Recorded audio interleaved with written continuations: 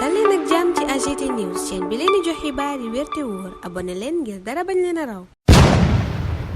AGT News. Bismillah daleen ak jàmm ci chaîne bi ngeen taamul seen bopp AGT News altine tey ji juróom benn fan weeru mai atum 2024 xibaar yu bari la yéenekaay yi yittewoo Vox Populi mel ni ku naan suul ker du ko teree feeñ yéenekaay bi yëgal ñu ne Pastef teg na ñaareelu jéego guy wone ne dekki na gannaaw ba mu jëlee nguur gi journal bi ne Ousmane Sonko jiite na réunion bu njëkk bu bureau politique bu Pastef mooma Pastef mi nguurug Macky Sall tasoon lataa mu ko dellu récépissé yéenekaay bi ne yëgle nañu démb ca seen ndaje mooma ne lépp luy activité parti ba danañu ko dooraat te fii ak ay weer sax daanu amal congrès bu njëkk Ousmane Sonko ne gaayal la ma leen mën a wax daal mu gudd mu gàtt mooy ndam moom dinañu ko am nous réussirons inchallah Sonko tegal leen ci ne nag seen xeex dëgg mi ngi doog a tàmbali te mooy libéré askan wu Sénégal libération booba nag Sonko ne mi ngi war a jaar ci ndam li seen combat ñoom waa Pastef war a jur ndam loola nag Sonko ca Vox Populi naan ci Pastef ak taxawaayam la war a jaar parti booba sax mu ne taxawaayam yi ci wàllu panafricanisme ak souverainisme dinañu ko assumer ba mu mat sëkk loola waral mu ne danañu gën a jege junte Guinée Conakry Malek Burkina Faso waaye itam Niger fexe ba réew yooyu yëpp nga xam ne tey ay militaire a fa teg tànk ñu jokkoo ak ñoom xoolit naka la ñuy boolee seen doole ba jàppale askan yooyu waaye itam tontu ci càkkutéefu askan yi nekk ci yeneen continent l'info ba mu dajalee lii lépp la mu gis mooy Pastef prend un nouveau cap yéene kaay bi ne Pastef jël na yoon wu bees gannaaw ba mu yoree nguur gi di ko doxal fas na yéene amal tournée africaine waaye it Jean-Luc Mélenchon Ousmane Sonko yëgle na ca ndaje mu démb ne dana leen seet si ñu ngi koy xaar Ndakaaru fukki fan ak ñeent weeru mai bi ñu ne Ousmane Sonko newati ca booba yéene kaay xeexu Pastef a ngi doog a tàmbali Pastef mooma mu ne moo war a yenu xeex bi jur ndamal Sénégal ndamal itam Afrique googa sax Ousmane Sonko ne dana fa amal tournée ànd ci ak Pastef dem Guinée Conakry Mali Burkina Faso Niger lataa ñoo dalal ab délégation France Insoumise te Jean-Luc Mélenchon war koo jiite njiitu réew mi booba jamono Le Soleil di ñu yëgal ne Gambie ga mu demoon teewee ji fukkeelu sommet ak juróom bu OCI xamle na fa ni Sénégal mi ngi wéy di taxawu Palestine di itam naqarlu lañu koy def di fitna ga Israël dëkkee teg ca kawam Le Réveil dëggal ko ne Diomaye soutient la Palestine contre les actions d'Israël journal bi ne ci tënk kàddu yi le président de la République yëkkati ca fukkeelu sommet juróom bu OCI ba doon am ca Gambie ca ndaje mooma yeesalaat na fa njàppalek Sénégal jëm ci Israël naqarlu itam lay xew ca bande bu Gaza wone it njàqarem ci tekkaaralu conseil de sécurité bu ONU ca lay xew foofa ciy